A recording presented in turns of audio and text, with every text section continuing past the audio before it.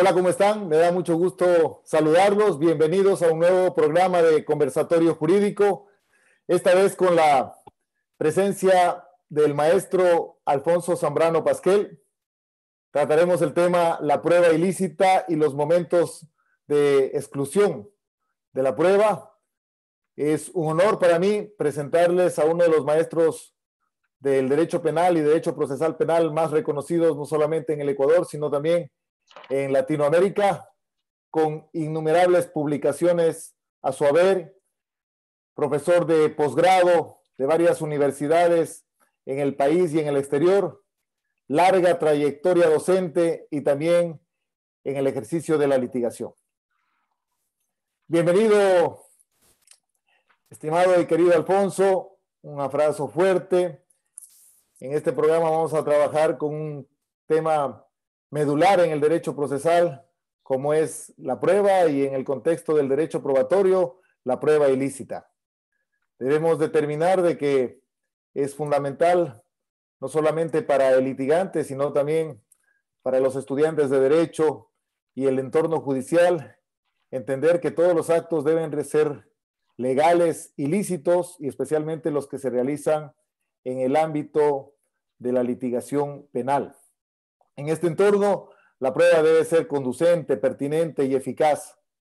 Se determina en el Ecuador que esta prueba, la prueba debe ser obtenida, practicada, evaluada y aceptada siempre que cumpla estos parámetros de licitud y de legalidad.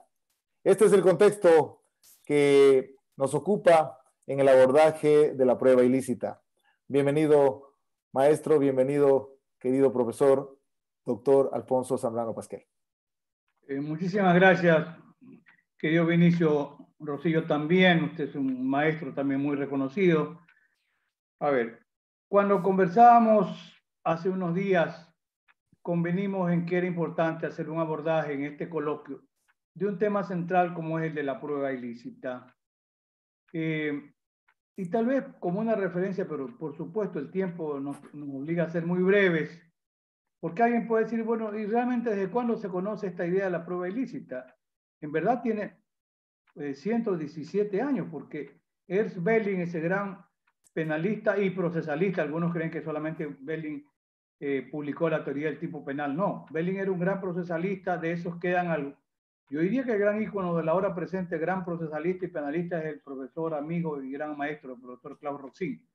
Belling era un gran procesalista. En 1903, por primera ocasión, se publican en Alemania trabajos de Belling que hacían referencia a la necesidad de excluir aquella prueba que estaba contaminada por tema de ilicitud. Y de paso, un notable penalista procesalista español, Miranda Strampe, falleció muy joven, antes de 50 años. Miranda Strampe hacía una diferencia que es interesante. Hacía una diferencia entre la prueba ilícita y la prueba irregular. Y Strampe decía, la prueba ilícita es aquella que viola garantías constitucionales, que viola derechos humanos. Y la prueba irregular, aquella que afecta normas de procedimiento. Por eso recordemos, por supuesto, para aquellos que tienen menor formación, no para el gran público que nos ve y escucha, hay momentos en que se puede pedir, solicitar y declarar la nulidad de un acto procesal. ¿Por qué? Porque hay una forma de acceder de manera irregular, violando el procedimiento, y eso no vicia la totalidad del proceso. Pero podría haber otros momentos, como podremos examinar en este coloquio, en que la ilicitud vicia la totalidad del procedimiento, y allí habría que aplicar las garantías constitucionales que determinan la exclusión probatoria y probablemente la nulidad del proceso. En el antecedente, y son ya 10 años, en que se hace una publicación en Ecuador de un trabajo mío sobre prueba ilícita, tema que considero que históricamente merece una actualización, porque hoy está en debate, que será parte también de este coloquio, hablar sobre el momento en el que debe plantearse la exclusión probatoria. Pues bien, Estados Unidos en mucho marca el paradigma. Yo he revisado históricamente y se puede encontrar que hay referencia en Estados Unidos.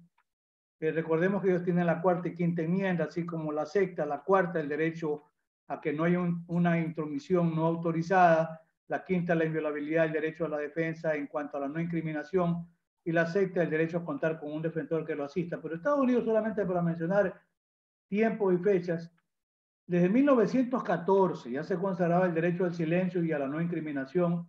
Es un caso conocido como Witt versus Hughes. Luego ya en 1920 aparece un primer caso en el que ya se discute el tema de los frutos del árbol envenenado. Es Silverstone versus Hughes, es de 1920. Esto es interesante porque, para tener la idea muy clara, la prueba ilícita, ¿qué permite obtener? Frutos. ¿Y cuándo se habla de los frutos del árbol envenenado? Cuando la consecuencia de esa violación, en este caso de garantías constitucionales y de derechos humanos, genera frutos, genera hallazgos. Esos frutos y esos hallazgos son los frutos del árbol envenenado. En algunos momentos, creo que el procesalista argentino, yo tengo muy buena amistad con Julio Mayer, sin duda, pero el maestro José Ignacio Caferata Nores, extraordinario también de la Universidad de Córdoba, contemporáneo con Julio, él en Argentina publica una serie de trabajos en doctrina penal sobre prueba ilícita y por primera ocasión yo comienzo a leer y a estudiar el tema del árbol envenenado, que son las consecuencias. Significa que no se podía haber obtenido esa evidencia si no era violando garantías constitucionales. Y claro, de ahí surge en principio la idea de que va a haber siempre la exclusión absoluta de la prueba ilícita.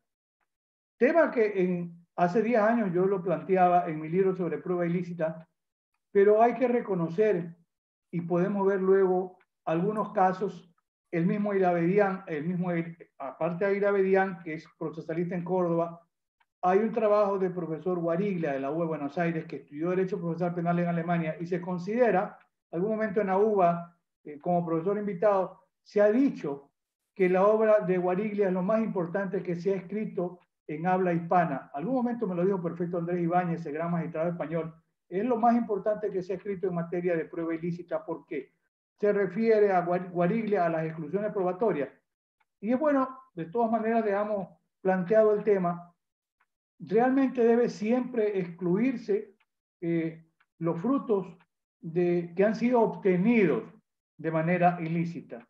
Hace 10 años pensaba en una corriente que debían siempre ser excluidos porque el maestro Roxin en Alemania, él dice que jamás se puede negociar con la prueba ilícita, porque dice, si se negocia con la prueba ilícita, siempre le preocupa a Roxin, se entronizaría el abuso policial, que es por donde viene la prueba ilícita, por la actuación de la policía generalmente, ahora podría ser también la fiscalía.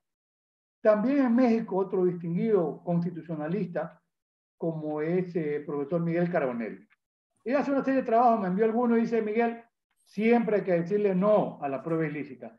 Pues ya podremos ir viendo en casos de nuestra realidad y en otros casos en España importantes que cita Jordi Nieva Finol, como para ver si hay un límite o no a esta posibilidad de exclusión probatoria. Yo creo que esto nos deja planteado un primer momento y algo como un hecho histórico. Yo he encontrado trabajos en Argentina, el profesor Gabriel Torres, voy a citarlo por este momento para ir cerrando este espacio, en el 2003 publican nulidades en el proceso penal. Y ojo, he citado los casos en Estados Unidos en 1914, pero es extraordinario. El profesor Gabriel Torres cita casos en Argentina de 1891, antes que la jurisprudencia de la Suprema Corte de Estados Unidos, y es un caso que lo cita Gabriel Torres, Charles Hermano y otros, y hay luego una serie de casos, pero interesante recordar que en Argentina en 1891 ya se había planteado el tema de la exclusión probatoria. Pero luego podemos ir desarrollando algunas ideas que se han tomado desde la jurisprudencia norteamericana, como para ir planteando la teoría del hallazgo inevitable, la buena fe policial, que son importantes, porque incluso en temas de delincuencia organizada ya vamos a ver con algunos casos cómo podría en un momento dado haber cierto nivel de flexibilidad, porque si no lo hay, se corre el riesgo de que de impunidad total. Así que, querido Vinicio, hago este primer planteamiento un poco para tener idea del referente histórico, ¿no? Ya luego podemos ir a lo de Ecuador. Sí, es importante determinar que el profesor Francisco Muñoz Conde refiere a la prueba ilícita en el marco de las impurezas procesales. En este sentido, el profesor Francesco Carneluti, cuando trata sobre la prueba ilícita, hace una puntualización importante. Se refiere la prueba ilícita, a cómo la parte ha obtenido la fuente que luego pretende introducir con un medio de prueba, y hace una diferencia de la prueba ilícita con la prueba ilegal que me parece sumamente relevante. La prueba ilegal, cuando el medio de prueba se realiza contraveniendo la norma que lo regula. Me parece que más claro lo explica el profesor Joan Pico Junoy cuando determina que la prueba ilícita es aquella que vulnera derechos constitucionales, mientras que la prueba ilegal es aquella que vulnera normas infraconstitucionales. Y en este sentido, el contexto que determina nuestra Constitución en el artículo 76, número 4, al parecer se refiere a las dos, a la prueba ilícita y a la prueba ilegal. Como garantía básica al debido proceso se determina que, en el artículo 76, número 4, las pruebas obtenidas o actuadas con violación de la Constitución o la ley, léase, cuando se viola la Constitución, prueba ilícita, cuando se viola la ley, prueba ilegal, no tendrán validez alguna. Es decir, aquí ya tenemos dos planteamientos, por lo menos, que la Constitución contiene como garantía básica al debido proceso la prueba ilícita y la prueba ilegal, y ambas les da un efecto de ineficacia. En este sentido, entonces, debemos determinar que no es lo mismo ilicitud que ilegalidad, y nuestra legislación lo contempla tanto en la Constitución como en la misma norma infraconstitucional, en nuestro actual Código Orgánico Integral Penal y también en el Código de Procedimiento Penal que teníamos vigente antes del cuerpo adjetivo que nos regula al momento. ¿Cuál es el contexto de la prueba ilícita en el Ecuador en las constituciones de 1998, 2008, en el Código de Procedimiento Penal que teníamos vigente y en el COIP? Distinguido maestro. A ver, yo diría que en el Ecuador constitucionalmente, por primera ocasión, la Constitución del año 1998 nos trajo el principio de la exclusión probatoria por prueba ilícita. Esto que mencionabas de Paco Muñoz Conde, que también tengo el privilegio de suerte de ser amigo de Paco, el equivalente a lo que dice Paco entre prueba ilícita, prueba prohibida, es un poco lo que Miranda Estrampe se refería a la prueba irregular, es decir, aquella que viola el procedimiento, y por eso decía en un momento dado se puede producir la nulidad del acto procesal y en otros momentos tiene que producirse la nulidad de todo el proceso penal. Mira, claro, prima facie podríamos decir que en el 24, numeral 14 de la Constitución del 98, por primera ocasión se constitucionaliza la exclusión y dice, similar un poco a la hora, las pruebas obtenidas con violación de la Constitución y la ley. O sea, ya desde el año 98, yo sostengo que la Constitución de 1998 es una gran constitución. Y en el tema de las garantías del derecho al debido proceso que está en el artículo 24, que vendría a ser el equivalente ahora de un poco el derecho a la tutela del 75 de la actual Constitución al 76, que tiene pues un despliegue enorme de garantías del derecho al debido proceso, que las podemos ver en el artículo, mira, la Constitución, el Pacto de San José es extraordinario en su contenido. Y de 1969, como en 1966, es el Pacto Internacional de Derechos Civiles y Políticos de Naciones Unidas. Pero el de 1969 tiene el artículo 8. El artículo 8 tiene las garantías judiciales. Y las garantías son el equivalente hoy de la garantía del derecho al debido proceso. Entonces, tanto en la Constitución del 98 como en el 2008, como bien tú mencionabas, el 76, numeral 4, consagra el mismo principio, no tendrán validez alguna y carecerán de eficacia probatoria. Fíjate que la diferencia es que la Constitución del año 98 decía no tendrán validez alguna. Nada más. La del 2008 dice carecerán de eficacia probatoria. O sea, le da una respuesta constitucional.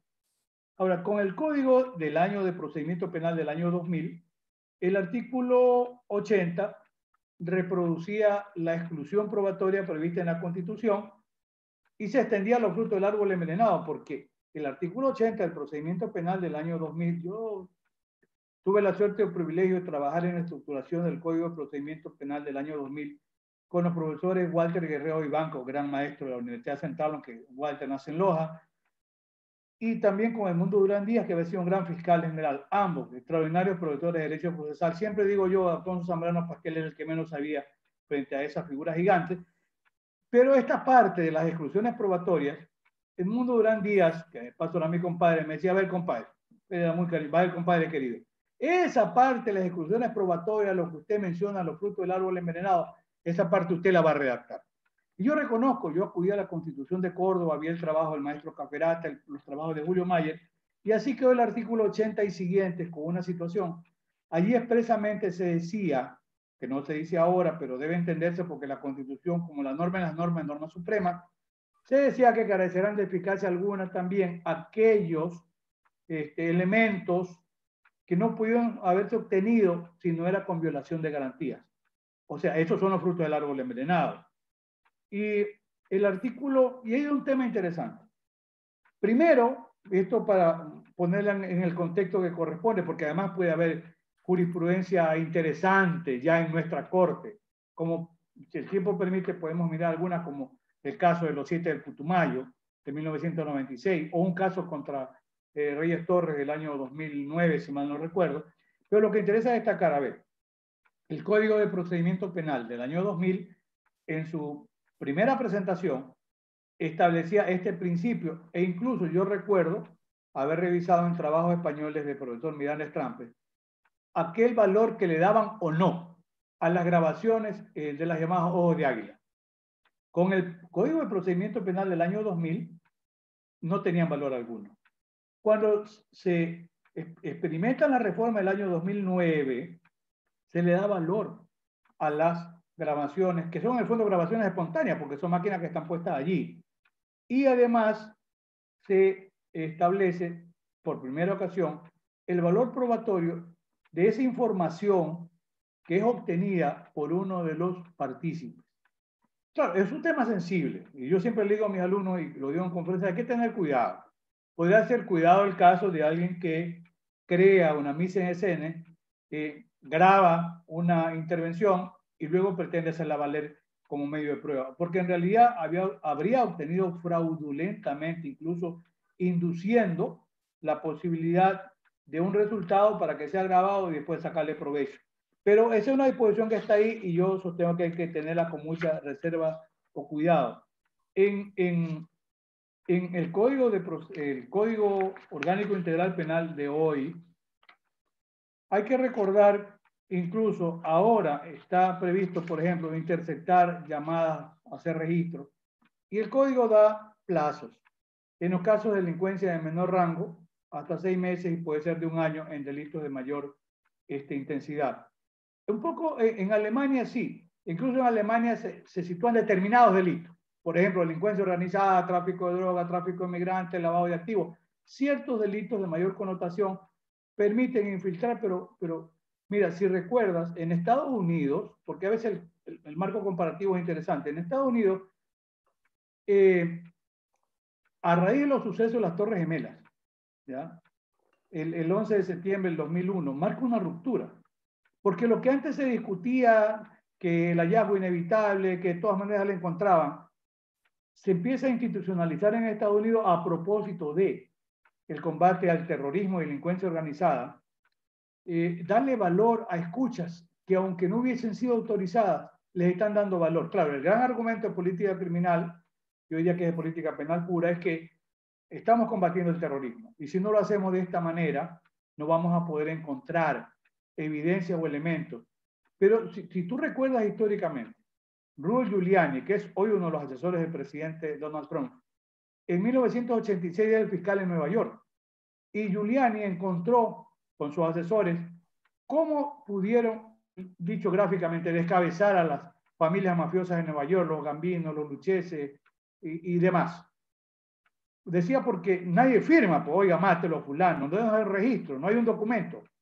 Entonces, encuentran ellos la ley RICO, que es en 1972.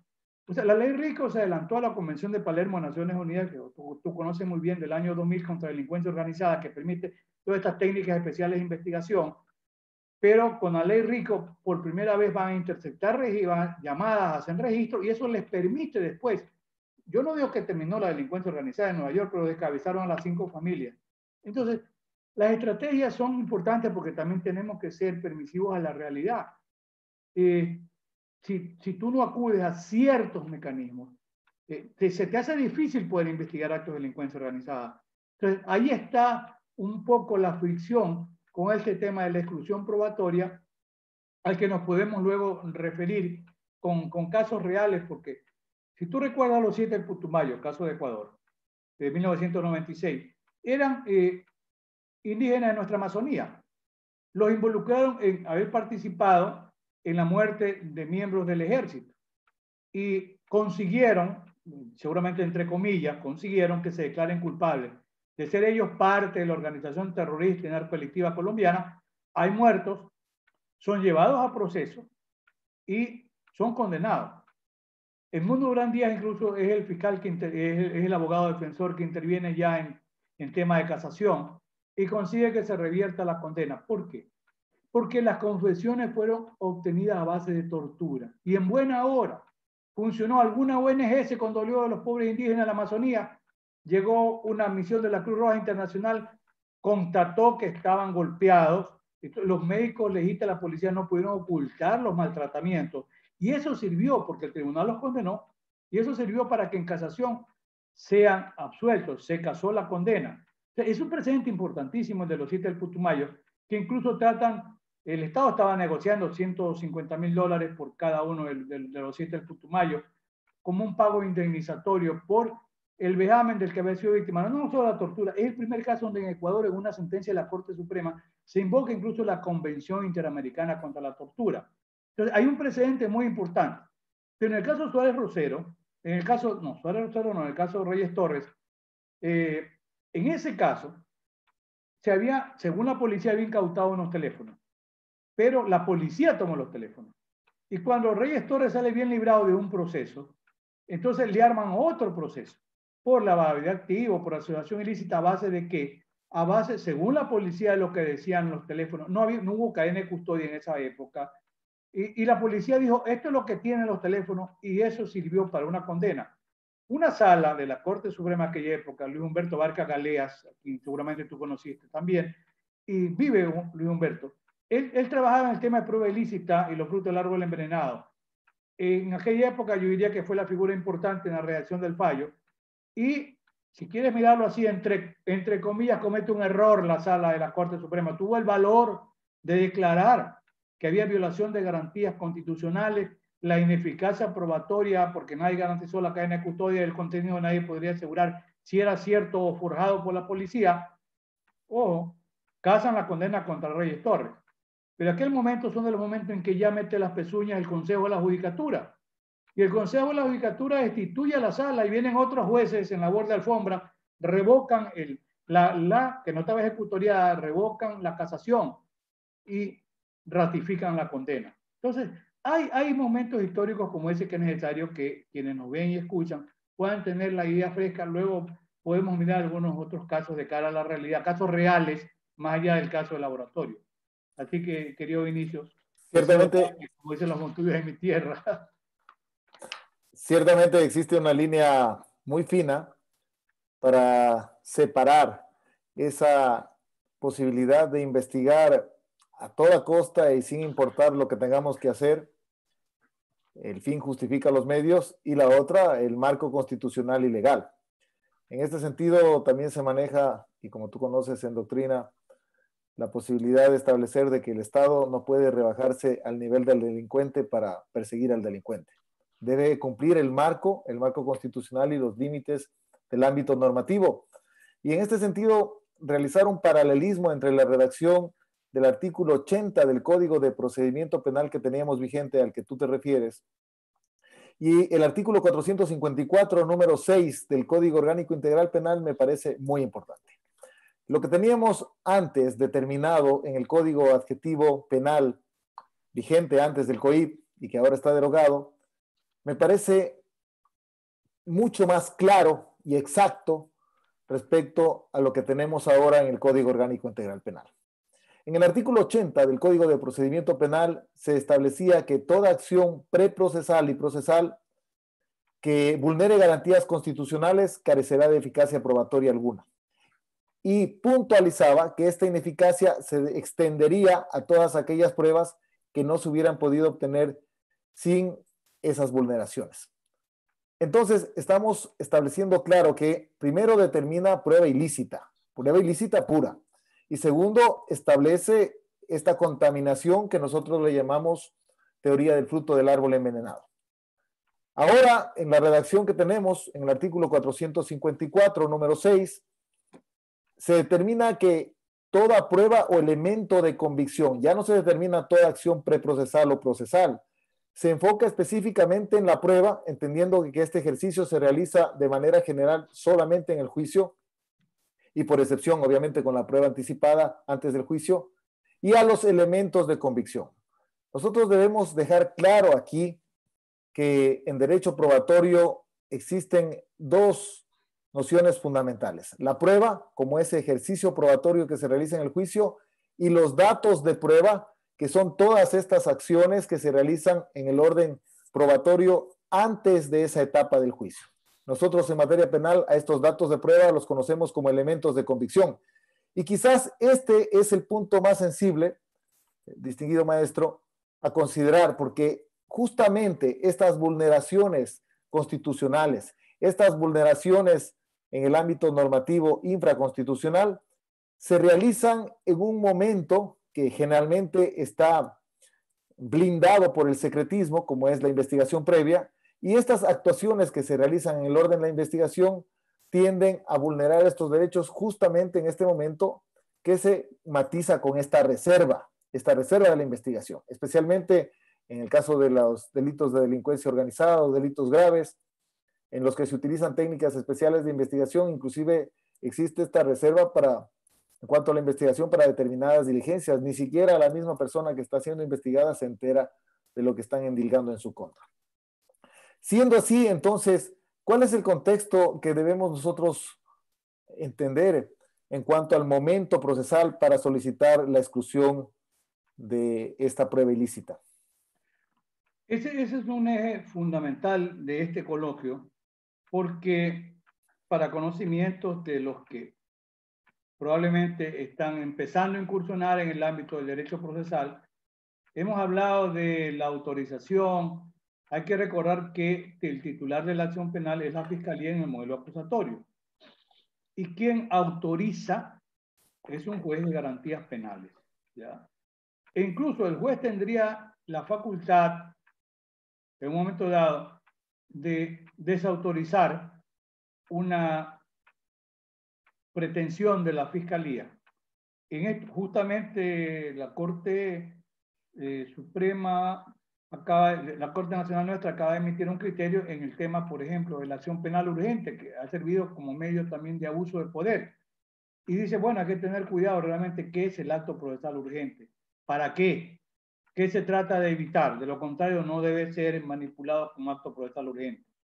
Mira, en el Código Orgánico Integral Penal, claramente está establecido que en la etapa intermedia se haga la discusión, se produzca el debate en torno a la posibilidad de excluir medios de prueba que hayan sido obtenidos de manera ilícita, ¿ya? Es una especie de saneamiento. Pero la gran pregunta es, en el momento de la etapa intermedia, ¿es el único momento procesal en que se puede pedir la exclusión? Yo sostengo que no. Y voy a decir por qué. Pensemos que yo sostengo que desde la indagación previa, ¿qué pasa si es convocado? En el caso, tú eres un exitoso litigante, yo también me dedico a litigar. Estamos nosotros dando la asesoría, que es totalmente legítima, porque es nuestro trabajo y de eso vivimos, y se está armando una investigación que tiene como conocimiento un origen ilícito. Por ejemplo, grabaciones que no hayan sido autorizadas por un juez y que no sea un caso de excepción, porque no son grabaciones espontáneas de los ojos de águila, ni ha participado o coparticipado uno de los intervinientes. No. La policía decidió, la fiscalía decidió que se hagan determinados registros. Y entonces, después con eso, se pretende que primero asumamos una detención con fines de investigación, o mientras se está investigando, ¿podemos nosotros plantear que hay un origen ilícito en la investigación? Por supuesto, porque tiene un antecedente haber obtenido información para investigar que ha sido de manera ilícita obtenida, no autorizada por un juez. Ese es el primer momento. El otro momento, le van a formular a nuestro patrocinado cargos. Y sabemos que después de la formulación de cargos, casi por acto mecánico, le van a ordenar la prisión preventiva. Ese momento también tiene que ser discutido. Señor, a ver, le va a formular cargos, pero ¿cuál es el fundamento de la formulación de cargos? Una información que ha sido obtenida de manera ilícita, que está viciada, que de acuerdo con la Constitución y de acuerdo con el Pacto de San José, que por el principio, sin duda constitucional, forma parte del bloque de constitucionalidad, no tiene valor. Como dice la Constitución, carecen de valor alguno, sirven para nada. Entonces, podemos oponernos a la formulación de cargos, y hay un tema que en el Ecuador poco se lo ha comentado y menos discutido. ¿Puede un juez oponerse a una formulación de cargos? Es un tema que no lo dice el procedimiento. En México, y yo tengo algunos apuntes que tengo buena amistad con el profesor Carbonell, en algún momento dado me envió el registro de un tema que llega hasta la Suprema Corte Mexicana, porque el fiscal pide audiencia de formulación de cargos y el juez le niega. Dice, no, no señor, aquí no hay elementos para un delito. Es decir, un poco como el sistema norteamericano, sigue investigando, fiscal, pero yo no le voy a dar paso a un proceso. Entonces, el fiscal, el sistema mexicano permite, el Código Procesal Penal mexicano, ustedes por el sistema federal hay un montón de códigos, pero en esa ciudad, me parece que es el DF, el fiscal apela. No está conforme porque dispone el juez el archivo. Y eso llega hasta la Suprema Corte. Y la Suprema Corte de los Estados Mexicanos dice, y tiene razón, el juez es juez de garantías penales. El fiscal es titular de la investigación, pero el titular de garantías es el juez. Y marca un punto de equilibrio que en Ecuador todavía no se desarrolla, y los jueces deben entender, porque aquí, si la señora fiscal que habla mucho del tema de pues, la última ratio de la prisión preventiva, pero cuando un juez no quiere dictar la prisión preventiva, saca el látigo, le mete el látigo y consigue hasta que lo destituyan al juez. Ese no es el rol de la fiscalía. Y ese juez temeroso pues sale corriendo. Por ahí hay uno que ya le armaron un expediente porque se atrevió a decir que la señora fiscal fue y lo amenazó. Pero ese es el juez de garantía. Pues. Ese es tal vez tengamos nosotros que pensar que el procedimiento mexicano es mejor. Y además aquí, si el juez no quiere dictar la prisión preventiva, ¿qué tenía que hacer la fiscalía? Tenía que apelar, pues. Fin de la historia, y veamos qué dice el Tribunal de Alzada. Entonces, México en eso yo diría que está mejor, a pesar que la gran reforma constitucional y procesal en México es el año 2008, 8 años después que nuestro primer código acusatorio. Entonces, ese es el otro momento. Y el otro, a ver, ¿qué pasa si le dictan la prisión preventiva? ¿Nos vamos a oponer? Sí, señor, porque aquí la información ha sido obtenida de manera ilícita. Le ordenan la prisión preventiva. Apelamos. En apelación podemos seguir sosteniendo el tema de la invalidez del acto procesal que permite el aseguramiento personal privado de la libertad. Sí, porque tiene un origen ilícito. Y podemos presentar un habeas corpus, pero por supuesto. Y luego nos iríamos, pensemos que siguen ratificando la orden de prisión, llegamos a la etapa intermedia. Sí, volvemos a discutir el tema de la exclusión probatoria. Yo tenía un caso real donde, a ver, y esto hay que tenerlo presente. El juez autorizó a pedido de la fiscalía que se intersecten los registros telefónicos, ojo, que involucraban a los grandes operadores. No hacemos propaganda gratuita, sino que hay que pensar en Yahoo, en Google o en Microsoft. Cualquiera que sea la plataforma que utilices en tu teléfono o en una tablet o en una computadora. A ver, primero, el juez podía autorizar interceptar las llamadas, o podía el juez autorizar que se haga una incursión, un allanamiento de domicilio, tomar las computadoras, asegurar bajo cadena de custodia el contenido. Yo sostengo que hasta ahí sí. Pero y luego, que es un tema formidable, hoy voy a decir por qué. Porque cuando, más allá de que no había un tema de fondo en lo que materializan el contenido, pero es que era el tema del derecho a la intimidad, que es una garantía constitucional que está en el 66 de la Constitución nuestra. Y entonces yo dije, a ver, el juez tiene que pedir, o la fiscalía a través del juez pedir autorización. Vinicio, tú y yo, que utilizamos los teléfonos, nosotros somos usuarios del servicio. No somos los dueños de la plataforma, no somos los dueños del servicio. Ese es un tema tampoco discutido en Ecuador, pero en este caso yo solicité que se excluya el contenido de las grabaciones porque no se había pedido la autorización ni a Google, ni a Yahoo, ni a Microsoft, porque también había un Dropbox del cual se había bajado información. Nos instalamos en audiencia para discutir la exclusión antes de la etapa intermedia. Y el juez, seguramente ahí calentada las orejas por la fiscalía, nos instalamos en la audiencia y la suspendió y dijo que lo iba a discutir en la etapa intermedia. En la etapa intermedia dijo que no había que excluir nada. Pero, como ese cliente, ojalá que todos tuvieran poder. Ese cliente tenía poder, fue a Estados Unidos, denunció al FinCEN, denunció al Departamento de Justicia, Google también se hizo eco, Microsoft también, Yahoo también, reclamaron contra la fiscal, contra el juez, contra los peritos. ¿Por qué? Porque ellos son los dueños del servicio. ¿Sabes cómo termina la historia? Que esa prueba anunciada nunca fue utilizada en la audiencia de juicio.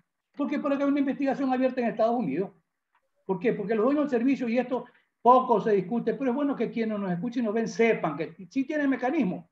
Se vulnera. Mira, en Brasil, en el caso de Odebrecht, ¿qué hizo el juez? Le dijo a Microsoft, usted autoriza que se pueda abrir el registro de los Hotmail, sí, hágalo. Eso es actuar correctamente. Aquí se vulneró, pero por lo menos en audiencia de juicio no fueron utilizados como medio de prueba. Ese es un precedente importante de un caso real. El otro momento sería cuando estamos en audiencia de juicio. Porque alguien dice, no, es que si en etapa intermedia se dijo que tenía valor, está convalidado. No, eso es falso. Todos nos vamos a equivocar, sin duda. Y un caso real que involucraba a un juez y al hijo, se meten al domicilio que no era. Pongamos A5 vía 8, donde el juez vivía. Pero la autorización, el juez la pide, la da a petición de la fiscalía A5 vía 13. ¿Ya? Va la policía con la fiscalía a la A5 vía 13, se dan cuenta que no es. No, pero es que el juez vive en A5 vía 8 y se van a la casa, a la vía 8, donde vivía el juez y le allanan el domicilio. Sacan una arma que estaba ahí guardada, sin uso. A mí me parece una majería, más allá de que sea el tema de Bucarán, pero no hay ni peligro abstracto porque tengo un arma guardada por seguridad. Creo que tú has tenido alguna, no lo digas, en tu casa guardada. ¿Por qué no quieres sacar permiso? No estás en competencia de tiro ni tienes una hacienda ganadera. Pero entonces se llevaron, incluso una de las armas no servía. Mira, lo llaman a juicio al juez, lo llaman a juicio al hijo. No, querían que el juez renuncie. El hijo lo tuvieron castigado 10 meses en la penitenciaría. En la audiencia de juicio yo comparecí. Y dijo el investigador, que estaba un oficial, que él había hecho el peritaje de las armas. Le dije, ¿usted puede asegurar que las armas están en buen estado? Me dice, sí. Le digo, ¿hizo usted práctica de campo de tiro? Esa es habilidad del abogado en el momento de la declaración. Para eso estamos entrenados los que sí litigamos. Me dice, no. Entonces, ¿cómo puede usted asegurar que el arma es idónea para disparar si no hizo una prueba de campo? 1, 2. ¿Y usted cómo conoce las armas? Nadie sabía. Porque yo estuve en el allanamiento, dice. Entonces le dije, señor presidente, con toda venia, el 617 dice, esa es una prueba que no fue anunciada porque no la conocíamos. Pero en este momento el teniente reconoce que él estuvo en el allanamiento. Consecuentemente solicito que sea convocado como testigo, no como perito. El juez dice, bueno, procede. Yo le digo, de una vez, me dice, no, pues doctor, vamos para mañana. Entonces, yo quería una vez pelarlo a mate ahí, de una vez vamos. Al día siguiente, pues, el oficial me miraba de reojo, le digo, yo no soy su enemigo, yo no lo voy a ofender. Entonces le dije 2 o 3 preguntas que es bueno que nos ven y escuchan. Le dije, a ver, usted dijo ayer, como perito, que estuvo en el allanamiento, sí, autorizado ¿por quién? Por un juez. Le digo, yo traje los registros, si usted los tiene, bien, véalo. Sencillo, 3 o 4 preguntas. La fiscalía solicitó el allanamiento y ustedes acompañaron, sí, doctor. ¿Es verdad o no que la fiscalía solicitó el allanamiento a la manzana 5 vía 8? Se quedó pensando, le digo, yo tengo el registro, revise el suyo, tome, por favor, véalo. Sí, sí, a 5 vía 8. Por favor, lea la providencia del juez a 5 vía 8. Lea el acta de allanamiento. ¿Qué dice? Le digo, está resaltado en amarillo, estado dubitativo, por favor, lea o leo yo. A5 vía 13. O sea, ustedes ingresaron un domicilio que no estaba autorizado. Bueno, dice que las coordenadas no dieron. No, perdóname. Ese no es argumento. Ustedes se metían al sitio que les daba la gana a ver si en algún momento encontraban la casa del juez. ¿Sabes cuál es el resultado de eso? que yo le dije al presidente del tribunal, no tengo más preguntas que hacer, solicito la exclusión probatoria, tanto del acta del allanamiento como del hallazgo, que son los frutos del árbol envenenado. No se hubiera producido si no se vulneraba esa garantía constitucional. El juez dijo al lugar, ¿cómo terminó la historia para quienes nos están escuchando y viendo? Que el juez y el hijo fueron absueltos. Para eso sirve la exclusión probatoria. ¿En qué momento? En el momento de la audiencia de juicio, como consecuencia de una práctica ilícita de prueba. Y podría ser también, para ir en esta parte cerrando el espacio, supongamos que no le paran bola en ese momento. Bueno, en apelación, por supuesto, porque la apelación permite al tribunal reexaminar la totalidad de la prueba. Entonces podemos, por supuesto, sostener que hay prueba ilícita. Y si supongamos que a base de esa prueba es fundamento de la condena, podría ser materia de casación, podría serlo. Podría ser materia de revisión también. Y podría haber lugar a una acción extraordinaria de protección, sí. Yo tengo algunos casos de acciones extraordinarias de protección donde se ha reconocido porque recordemos que la acción extraordinaria de protección tiene que ver con la vulneración de garantías constitucionales. Entonces, si se obtiene de manera ilícita un medio de prueba, la Corte Constitucional puede declarar con lugar la acción extraordinaria de protección y declarar la nulidad de la sentencia. Entonces, es interesante, hay 8 o 9 momentos en que sí se puede plantear la exclusión probatoria. Entonces, con eso, Vinicio, te cedo el mazo, porque era importante hacer así un análisis muy rápido de casos y casos. Sí, concentrándonos en la audiencia preparatoria de juicio, esta determina que tiene dos partes, como tú sabes, una parte formal y una parte de fondo. El asunto es que la exclusión probatoria se concentra en la parte de fondo. Esto es cuando ya el fiscal formula su dictamen acusatorio y anuncia la totalidad de las pruebas. Luego de eso, existe el momento para poder pedir la exclusión, el rechazo o la inadmisibilidad de esa prueba ilícita. El asunto es de que en la parte formal, antes de que ocurra todo esto, antes de que el dictamen acusatorio se emita de manera oral por parte del fiscal, en esta parte formal existe la posibilidad de realizar ataques hacia la legalidad de la misma actuación procesal. Y sobre la base de eso, en cuanto a las cuestiones que se pueden atacar, están las cuestiones de procedimiento que puedan afectar el ejercicio del derecho a la defensa e inclusive puedan afectar al mismo procedimiento y causen un impacto en la decisión de la causa. Siendo así, lo que se suele razonar en la práctica forense es que también estas actuaciones de ilicitud se pueden alegar en ese momento, en el momento formal de la audiencia preparatoria, pero lo que se busca es un efecto diferente a la exclusión. Lo que se busca en ese momento es la nulidad de esa actuación que contraviene no solamente principios constitucionales, sino también en algunos casos y en la mayoría de esos, normas infraconstitucionales. ¿Cuál es tu criterio respecto a esta posibilidad que se presenta ante el escenario de que en la parte formal de la audiencia preparatoria de juicio se pueda realizar un ataque a estas cuestiones que puedan afectar el procedimiento y generen estados de indefensión? Evidentemente, si es que se están realizando allanamientos, como en el caso que tú acabas de exponer, sin que se cuente con una orden para ese domicilio específico, pues estamos afectando una cuestión de procedimiento. Se puede entonces alegar en este momento, pero con el objetivo de que se declare la nulidad, no la exclusión, en la audiencia preparatoria de juicio. A ver, pero recuerda, querido Vinicio, que hay nulidades de actos procesales y hay nulidades del proceso.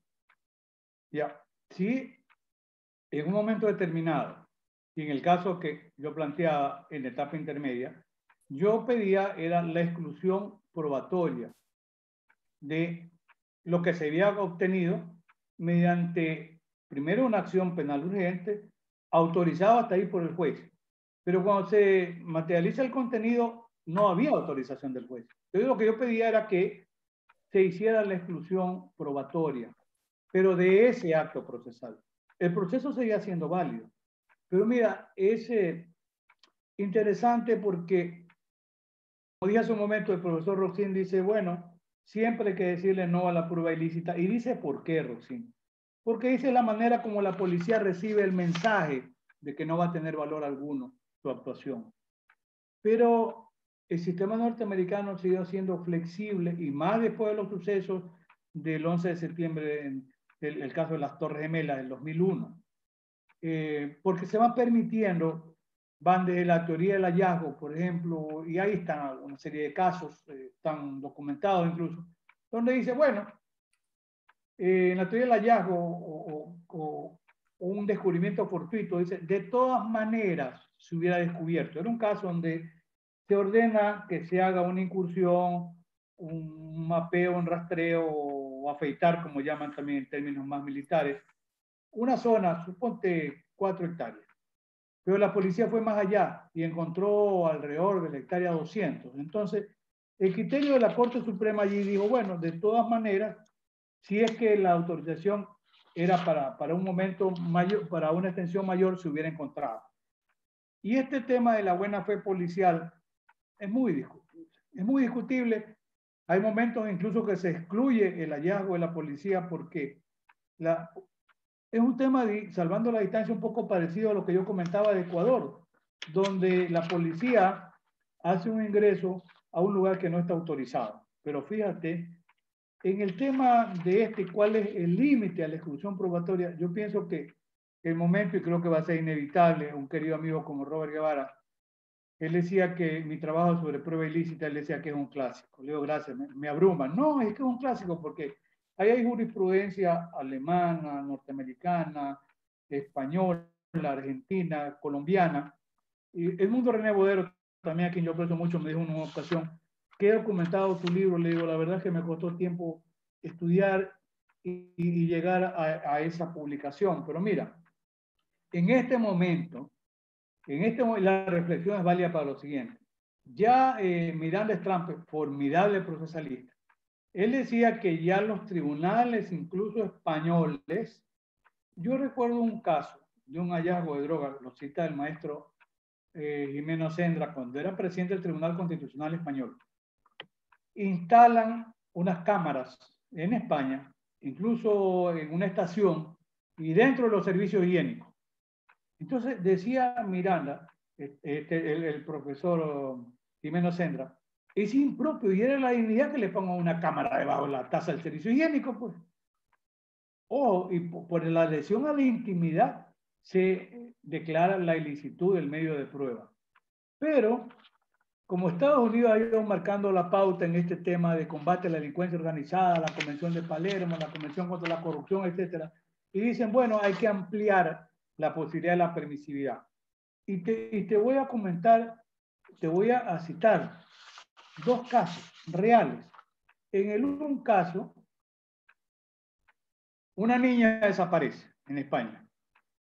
La policía hace una incursión autorizada. Suponte, buscaban un alijo de contrabando. Y en ese lugar encuentran el cadáver de la niña, violada y estrangulada, muerta.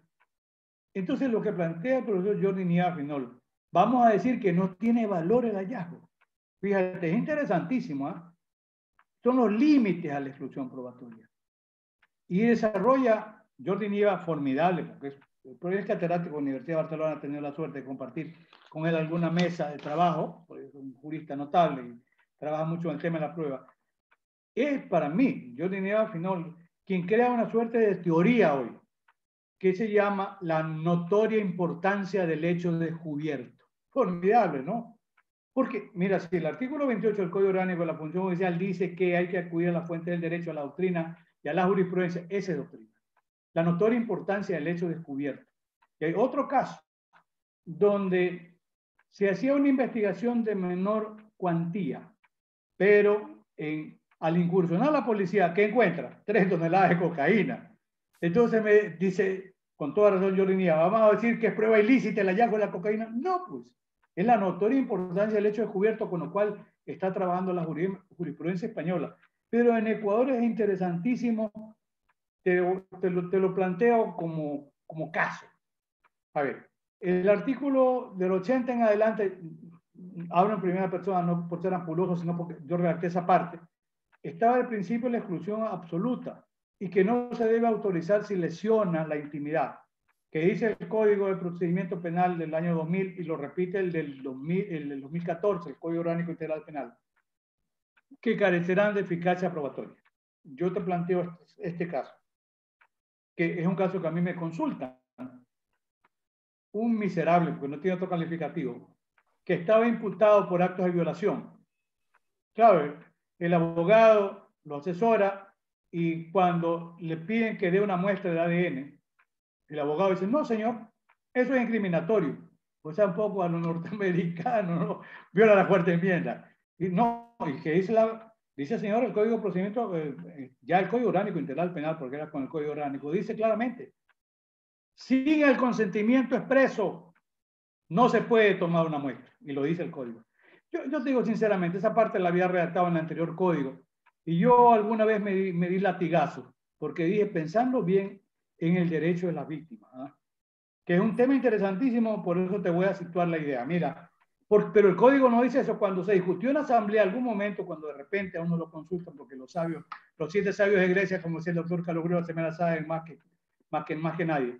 Algún momento fui a la asamblea y le dije, oiga, yo creo que había un proyecto. El juez debe calificar si autoriza o no. Depende del caso a caso. ¿Por qué? Pero así quedó en el Código Orgánico repetido que sin el consentimiento expreso no le puedes tomar una muestra. Yo hago una construcción, yo le digo a mis alumnos, si ustedes no vienen a esa clase de la prueba ilícita, se van a quedar con la materia, porque les voy a tomar sobre eso. No es porque me gusta a mí ser esos profesores que se inventa algo, no, en clase le digo, a ver, veamos el mismo caso que te planteo. ¿Cómo lo resolvemos? O sea, se queda impune, pero los procedimientos dicen, y le digo al abogado, al juez, a usted y a la fiscal, yo voy a pedir el enjuiciamiento penal si usted ordena la toma de la muestra. Me dijo, ¿qué hacemos? Me llamó el fiscal que ha sido mi alumno, déjame leer por lo menos esta noche, pensarlo al día, le dije, tengo una idea, una respuesta, pero hay que hacerlo bien. ¿Para qué sirvió ahí? El test de ponderación, pues el maestro Robert Alexi, la Universidad de Kiel. Por eso, gracias a Dios, pues, y mi esposa, Sonia, un poco que indujo la idea que estudiara Derecho Constitucional y no me arrepiento, sigo estudiando, por el tema de las garantías constitucionales, pero hay que hacer un uso racional de las garantías, que ese es un punto interesante. A ver, la Constitución te dice el 195, la Fiscalía es titular de la acción penal, debe aplicar el principio de oportunidad y mínima intervención penal. De oportunidad, declara construcción, si quieres, roxiniana. Mínima intervención penal, declara construcción de profesor de la Universidad de Camerino, sin duda, de Derecho y Razón, de mínima intervención penal. ¿Y qué pasa? Pero dice el artículo 195, profesor Ferrajoli, tomando en cuenta el interés público y los derechos de las víctimas, ahí está la clave. Porque yo les digo a los alumnos, a ver, veamos la Constitución, veamos qué dice la Constitución luego, el 54, el principio del interés superior del niño, que está en la Convención en Niñez y Adolescencia de 1992. Yo alguna vez conversaba con Roberto Guevara, que falleció prematuramente, y él se rascaba un poco la cabeza. Le digo, bueno, dime si estoy equivocado. Era la única persona con la que yo me reunía algunas horas para conversar. Lo extraño mucho a Roberto, porque tenía una gran profundidad y tú lo conocías muy bien. Le decía a Roberto, no hay otra salida. O nos quedamos con la conducta impune. Yo le contaba el caso real. Entonces, el 54 te dice el principio del interés superior que está en la convención, que más forma parte del bloque de constitucionalidad de niñez y adolescencia. Yo le dije al fiscal, mire, hay que utilizar el test de ponderación. Sí, aquí está la inviolabilidad del derecho a la defensa, la no incriminación, pero aquí están los derechos del niño. ¿Qué es superior? El derecho del niño. Aquí, mira, el artículo 11 dice que todos los derechos son iguales. Yo sostengo que no es cierto. Porque en un caso como este es preponderante el interés superior, y si tú ves el 75, te dice la celeridad procesal, pero en ningún caso quedará en indefensión. Para mí el más importante de todos los derechos y garantías constitucionales es la inviolabilidad del derecho a la defensa. Pero fíjate, aquí hay una colisión, inviolabilidad del derecho a la defensa, no incriminación y derecho del niño o niña afectado. ¿Qué debe primar? El interés superior. Tienes que tú utilizar bien el test de ponderación y concluir que por excepción en este caso va a autorizar el juez que se tome la muestra. Yo le dije esto al fiscal y me pidió un favor, ya, no voy a citar el caso ni al fiscal, no soy infidente, me dijo maestro, pero le voy a pedir un favor. Usted me puede ayudar con una reacción porque le entiendo, pero quisiera que me ayude. Bueno, dame una hora. Hizo la petición fundamentada, el juez le dijo, qué buen fundamento. ¿Puedo saber quién lo asesoró? Mi maestro, el doctor Alfonso Zambrano. Ah, dígale a Alfonsito que también yo le agradezco. Ordenó el juez la toma de la muestra. ¿Cuál fue el resultado? Positivo. Gracias a esa toma de ADN, ese miserable no quedó en impunidad. Fíjate tú que son casos límites, ¿no? Que es interesante. Creo que sí lo tengo yo documentado, pero no está de esta manera explicado porque mi libro es del año 2010 y el Código Orgánico Integral Penal es 2014. En el 2010 yo estaba en pleno estudio de Derecho Constitucional.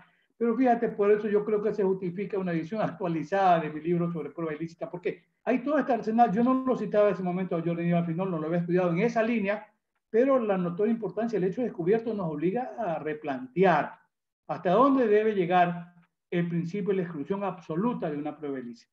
Así es, Sí, Vinicio. estas excepciones a las reglas de la exclusión de la prueba ilícita, ya sean el vínculo atenuado, la fuente independiente y especialmente el descubrimiento inevitable, no se confronta con esta teoría del fruto del árbol envenenado, porque en todo caso lo que tiende es, el descubrimiento inevitable tiende a balizar el efecto de una prueba ilícita. En este sentido, debemos determinar que si bien se la considera como una excepción a la regla, más bien parece una suerte de procurar blindar la posibilidad de legitimar todo lo que se actúe a partir de la prueba ilícita y únicamente hacer esa declaratoria de ilicitud respecto a la actuación primaria. Pero sin embargo debemos considerar que justamente la teoría del fruto del árbol envenenado lo que ataca es lo que se extiende a propósito de la prueba ilícita, es decir, todo lo que pudre, todo lo que afecta esa prueba ilícita. En este sentido, entonces, ¿será que este descubrimiento inevitable constituye más bien un marco normativo de blindaje para poder operar aún sobre actuaciones ilícitas? Mira, hay que admitir que es eso. Tú lo dijiste bien. Es una excepción a la, por eso yo dije, conversemos un poco también, coloquio, como la excepción a la exclusión probatoria. Son casos límites, son casos de excepción. Pero, mira, yo diría que los casos que plantea Jordi Nieva son muy significativos, casos reales. Y este caso que yo te comento, de niños víctimas de un depredador sexual, no había otro mecanismo que no sea el juez ordene la toma del ADN. Fue la única manera, no, yo no encontraba otra. Y si me preguntas si yo pienso que eso es legítimo, yo te digo que sí, que es constitucionalmente legítimo, porque está el principio del interés superior del niño y me quedo con ese principio. De manera que yo diría que es una excepción a este principio que hemos comentado de la exclusión probatoria. ¿Cuál es la postura actual entonces de la exclusión probatoria para finalizar con este Mira, último aspecto de eje temático? en Ecuador, lamentablemente, no, somos ecuatorianos, tú y yo queremos mucho al país, pero no hay desarrollo ni de la prueba ilícita en sí, ni de los frutos del árbol envenenado, ni de los límites de la exclusión probatoria. No lo hay. Pero entonces, si alguien quiere incursionar en este tema, quiere estudiar este tema, tiene que acudir a las fuentes doctrinarias. Y la fuente doctrinaria hoy día es importante en España, y el mismo que también era catedrático en la Universidad de Barcelona, de Jordi Nieva, es Miranda Strampes. Él decía que esto, lo que tú bien comentabas con mucha propiedad, estas teorías del hallazgo, el encuentro inevitable, el distanciamiento, la fuente independiente, conexión atenuada, que son un poco construcciones norteamericanas, ya Miranda Strampes reconocía y dice, esa tendencia del sistema norteamericano se está ya irradiando a los tribunales españoles. O sea, es una tendencia que yo estoy viendo que conexión atenuada es 1939. Entonces, son teorías viejas en Estados Unidos que ya las venían aplicando frente a lo que tienen cuarta enmienda, la verdad, si no autoriza el juez, la quinta, no incriminación, etcétera, la sexta, derecho a la defensa, pero han sido, sin duda, límites a la exclusión probatoria que las está admitiendo. Ya, claro, ahora en Estados Unidos, después del suceso de las Torres Gemelas, pues se han difuminado. Estamos realmente ahí aterrizando en una suerte, como dice Julio Mayer, de derecho procesal penal del enemigo. Entonces, lo sitúan a ese nivel, le restan garantías, así como tú sabes bien, hay adelantamiento de la punibilidad, aumento de pena, hay exclusión de beneficios penitenciarios, pero se empieza a darle valor a la prueba ilícita. En el ámbito procesal penal, bueno, discutible como un mecanismo de contención de política criminal, discutible como bien hemos comentado, pero si yo pienso que hay casos límites y los casos límites tienen que ser tomados de esa manera. El mensaje tal vez para los que nos ven y escuchan, que en el Ecuador hay que estudiar el tema. ¿Para qué? Para que los fiscales y los jueces tengan un adecuado criterio y frente a un caso límite actúen de la mejor manera en salvaguarda. ¿Qué es más importante? Aquí yo diría los derechos de las víctimas, por la misma Constitución. Los derechos justiciables, hay que respetar los derechos justiciables. Por eso estas excepciones serían los casos límites a la exclusión probatoria, querido Vinicio. Sí, el tema es que la prueba ilícita, por ser inconstitucional, no debería ingresar al proceso. Y si ingresa, debe ser excluida. Esta es la regla. Existen ciertamente casos que deben considerarse como excepciones a esta posibilidad de exclusión. Y los comparto. Comparto el criterio desde el punto de vista académico. Existen las posturas académicas, pero me parece peligroso que al tratarse de un tema tan sensible, no se determine con exactitud en el marco procesal penal. Este es el problema. Si nosotros tenemos la regla, la exclusión probatoria, y tenemos la excepción, deberíamos tenerla, pero no la tenemos claramente y decimos, bueno, en estos casos usted puede operar.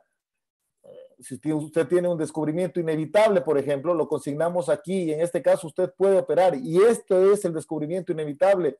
Invalidamos únicamente la prueba ilícita y la que se obtuvo, porque de todas maneras se podría haber obtenido por otro medio, le vamos a dar valor. Entonces, se puede operar sobre un marco firme, un terreno fuerte, un terreno de concreto. Sabemos que en materia penal el asunto de dejar a la subjetividad las cosas siempre causa problemas porque el ejercicio de ese poder punitivo se desborda. Cuando no se establecen los diques, y aún teniéndolos, como tenemos estos diques, miren que lo tenemos como garantía al debido proceso. Está constituido ahí la noción de lo que nosotros estamos hablando ahora mismo, la prueba ilícita, inclusive la prueba ilegal. Pero pese a tenerlo como garantía al debido proceso, no se respetan estos límites. Y hemos analizado aquí que lo podemos alegar en el marco de una investigación antes de que formule cargos, aún formulando cargos cuando formula una acusación, formulando una acusación, ese caso puede pasar con prueba ilícita hasta el juicio, puede llegar al juicio, alegamos ahí, puede llegar hasta la apelación. Pero ¿qué pasa durante todo este trayecto procesal donde estamos manejando para poder condenar o decidir sobre la suerte de un ciudadano, sobre su condena? Prueba ilícita, consecuencia del juez que no tomó la decisión, un juez de garantías que debe cumplir ese rol de garantista frente a estas posturas. Entonces, ciertamente lo que debemos reflexionar es la posibilidad de reforma, de un pronunciamiento en el ámbito académico para que se reforme primero los estadios en los que se puede determinar esta alegación de exclusión probatoria. Nosotros tenemos concentrado esto en la audiencia preparatoria de juicio, a mi criterio, no sé si lo compartes, muy tarde, porque nosotros llegamos a la preparatoria de juicio luego de que han pisoteado todos los derechos en la investigación preprocesal y procesal penal, especialmente en la investigación preprocesal, en la investigación previa. Entonces, el momento perfecto para solicitar una exclusión probatoria ciertamente es la misma audiencia de formulación de cargos. Ese es el filtro primario donde debe operar esta alegación. No dejar concentrada en una sola etapa procesal y en una audiencia como es la preparatoria de juicio, porque los jueces, especialmente jueces positivistas, lo que van a decir es el criterio que te manifestó, me voy a pronunciar en la audiencia preparatoria. Si se escudan en la norma, ese aspecto lo van a fundamentar específicamente en el momento que determina la ley, cuando ciertamente con un criterio garantista puede requerirse en cualquier momento como tú acertadamente lo has indicado.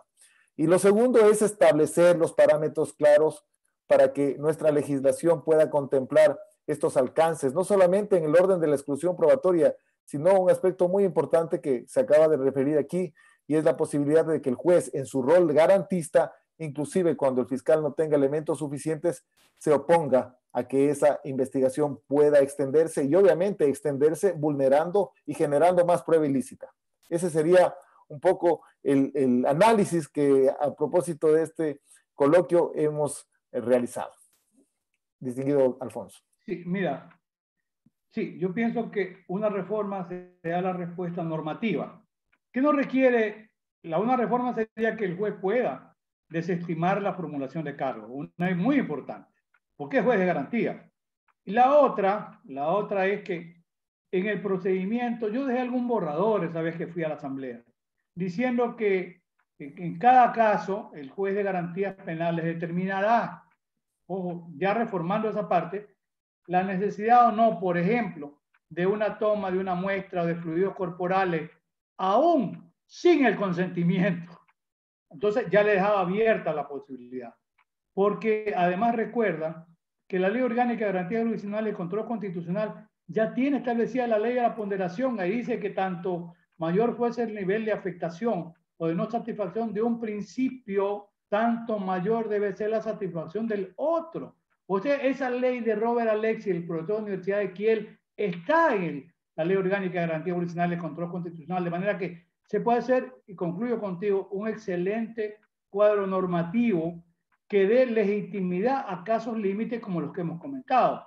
Entonces ya no tendría allí la posibilidad de una fuga normativa, como dice el maestro Roxín, recuerdo por un tema que se discutía. No hay que tratar de llenar las lagunas normativas inventándonos, o que los jueces y fiscales inventen lo que no esté en la ley. No ha sido un invento, lo que hemos hecho es una interpretación a base de la Constitución, a base de los principios y a base del interés también de las víctimas. Yo creo que ese es el punto como para ir concluyendo esta interesantísima para mí, muy interesante, singular posibilidad de establecer un coloquio contigo, que eres una persona de mucho conocimiento sin duda. Muchísimas gracias, queridísimo amigo y maestro, profesor Alfonso Zambrano Pasquel. Ha sido sin duda muy productivo este encuentro. Desde ya realizamos la invitación para que en los próximos meses nos acompañe el profesor Alfonso Zambrano Pasquel. Tiene un amplio bagaje de conocimientos y siempre ha sido admirado por justamente su desarrollo en el ámbito docente y profesional. Un abrazo fuerte a la distancia. Quiero agradecerles a todos los profesionales del derecho, los fiscales, jueces y defensores que se han integrado a esta transmisión en vivo. Les reiteramos la invitación para que nos acompañen la próxima semana en este mismo espacio en la que vamos a analizar el tema del garantismo procesal con el profesor Adolfo Alvarado Belloso, un reconocidísimo maestro de amplia trayectoria, no solamente a nivel de la Argentina, sino de toda Latinoamérica e Iberoamérica. Una escuela, una doctrina del derecho garantista procesal es lo que vamos a ver la próxima semana. Un abrazo fuerte a todos y mi agradecimiento en especial hacia ti, queridísimo Alfonso. A ti, querido, por la invitación. Un fuerte abrazo académico y virtual por ahora. Ya habrá oportunidad del abrazo físico. Hasta pronto, amigos. Muchas gracias.